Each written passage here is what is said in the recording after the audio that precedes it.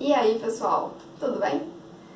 Esse vídeo é um vídeo que foi muito cobrado, me pediram muito minha defesa de monografia, então hoje esse é o vídeo da defesa de monografia. Defendi a monografia no dia 9 de novembro de 2019 e colei grau dia 9 de dezembro de 2019, no dia do meu aniversário, então a comemoração foi dupla. Bom, não vou falar muito porque esse vídeo já é longo, né? A defesa de monografia na UFRJ é no tempo de 20 minutos. O vídeo não vai ter 20 minutos porque com 12 minutos, se eu não me engano, meu celular simplesmente parou de gravar.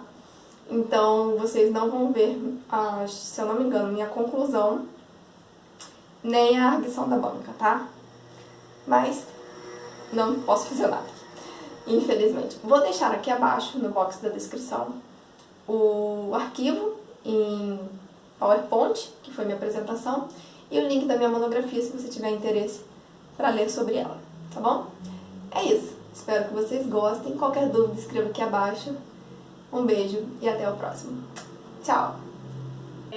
Bom dia a todos, né? Muito obrigada pela presença da banca, tá? Obrigada pela presença da Patrícia aqui também, que é a gente nesse momento, né? Hoje a Patrícia vai defender sua monografia, né? Com o intuito de obter o seu grau de licenciada em Ciências Biológicas, né?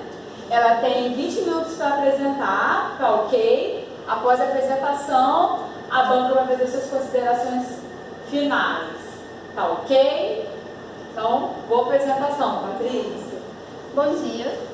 Bom dia. Bom, meu nome é Patrícia. A minha orientadora é a professora Marcela.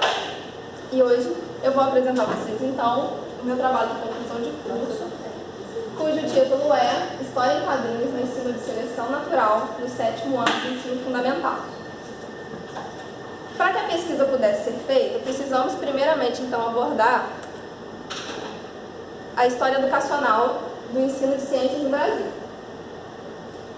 O início da história educacional foi em 1549, com a chegada dos jesuítas. Só que, para ciências, os marcos maiores no ensino foram a partir de 1800. Tivemos, então, a criação de cursos técnicos, a criação de universidades e, a partir de 1900, tivemos muitas modificações, reformas no cenário educacional, que trouxeram, principalmente, o que eu foquei de importante, que foi o ensino de ciências naturais e físicas no ensino secundário. E em 1997, houve então a criação do Programa de Avaliação Internacional dos Estudantes, chamado PISA, a sigla em inglês. O PISA ele é uma avaliação trienal e tem foco em 3 disciplinas, que são ciências, matemática e leitura. Em 2015, a média dos estudantes brasileiros foi de 401 pontos na média. Em comparação a outros países que são avaliados, nós ficamos abaixo da média, porque a média natural é de 493 pontos. Segundo a pesquisa, nós estamos há 3 anos atrasados no ensino de ciências. O PISA ele serve como um parâmetro para que os gestores e educadores possam avaliar o desempenho dos alunos e traçar planos de metas e melhorias para o ensino. Para isso, então, temos que abordar também o ensino de ciências no ensino fundamental. Para Paulo Freire, a educação é imprescindível ao ser humano. É ela que motiva, faz com que o ser humano se expresse. Então, o professor deve, juntamente com a escola, trabalhar para incentivar e promover o conhecimento, já que o ensino de ciências ele traz a capacidade para o aluno dele ampliar o pensamento crítico e científico e trazer isso para a sociedade, para usar o seu conhecimento no cotidiano. Para entrar no tema do trabalho, precisamos então abordar o ensino de evolução no ensino fundamental. Para que chegássemos à seleção natural. Então, primeiramente, o que é evolução? A evolução ela é basicamente o estudo das modificações que ocorrem nos organismos ao longo do tempo. Para Dawkins, a evolução é uma teoria científica de grande poder explicativo. E para Ernest Mayr, dificilmente vai existir uma estrutura ou uma função ou um organismo que pode ser compreendido sem ser confrontado com a sua história evolutiva. Vários autores, inclusive esses dois, afirmam que a evolução ela é o eixo central da biologia. Sem ela, a biologia são vários assuntos sem conexão. Para então chegarmos no nosso trabalho, abordamos a seleção natural no ensino fundamental. E o que é a seleção natural?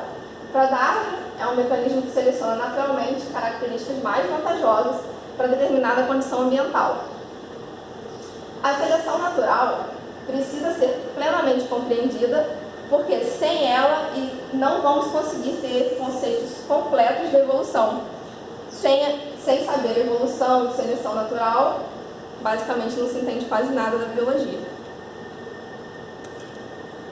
Por ser assuntos muito complexos e de grande conteúdo e ser novo para os alunos que estão ingressando no 7º ano, nós unimos então as histórias em quadrinhos ao ensino. Porque ilustrações, elas servem como representação indireta do conceito a ser trabalhado, ela facilita porque são imagens, são de linguagem bem acessível, a maioria dos alunos já teve um contato com uma tirinha, uma história em quadrinho, uma charge. Então, exercita o pensamento criativo dos alunos, podendo ser melhor absorvido o conteúdo. Vejamos então que nessa pesquisa foi feita no 7º ano também do ensino fundamental e usou as histórias em quadrinhos para ensinar evolução biológica. As HQs então servem como recurso didático, principalmente no nosso trabalho que foi a ênfase em seleção natural. Elas, nesse trabalho, eles viram que é de grande relevância, porque promoveu o pensamento criativo dos alunos, solidificou os conhecimentos que foram trabalhados em sala de aula. E caso ocorra algum equívoco no conceito, o professor tem a oportunidade de trabalhar e revisar o conteúdo ensinado. Então, partimos dos questionamentos seguintes. Quais são as concepções que os alunos possuem sobre a evolução e seus conceitos? Quais implicações essas concepções, que talvez sejam equivocadas, podem influenciar no ensino-aprendizagem?